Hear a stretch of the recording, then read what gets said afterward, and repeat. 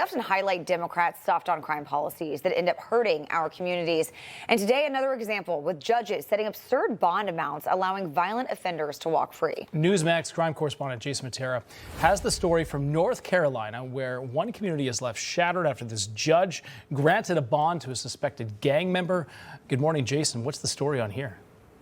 Hey, good morning, John and Charlotte. So this is one of those blood-boiling stories where a judge decided that a menace with an alleged trigger-happy finger deserved low bond. And what happened next was tragically predictable. On April 6th, a 20-year-old suspected gang member named Garen Killian allegedly opened fire in a crowded parking lot outside a Chuck E. Cheese in Hickory, North Carolina. 7 people nearly lost their lives. Killian was arrested and slapped with charges of attempted murder and assault with a deadly weapon. Then, inexplicably, he was granted bond by a district judge and allowed to go free. He bonded out of jail on April 14th. 48 days. 48 days. Later, all of our lives changed. This is frustrating. It's infuriating. While out on bond, police say the alleged gang member did what gang members do, plotted more senseless violence. This time, investigators say he used Snapchat to plan a mass shooting at a pool party. It is beyond frustrating that someone with pending charges for multiple counts of attempted murder is out in the community in the first place. Authorities say Killian rounded up his associates to, quote, air it out against a rival. Gang slang for lighting up the place in a shooting spree. On June 1st, investigators say Killian and his crew unleashed more than 80 rounds into a crowd gathered for what was supposed to be a summer get-together. 1 person was killed, 11 others were injured in what officials called an unprovoked attack.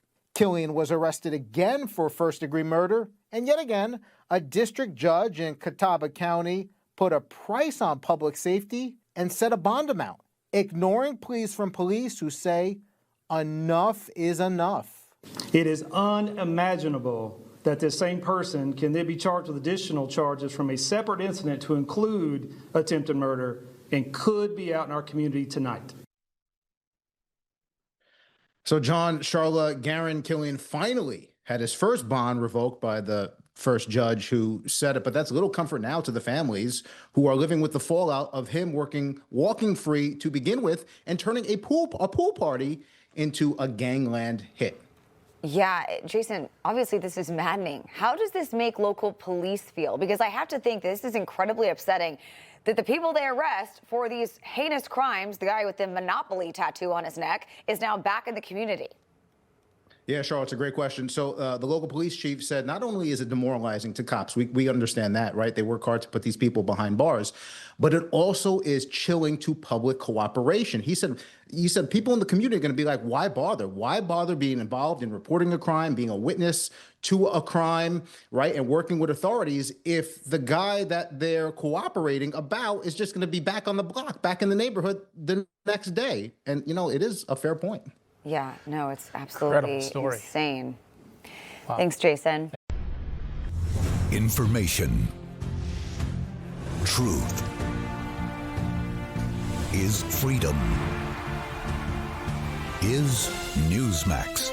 It's real news for real people.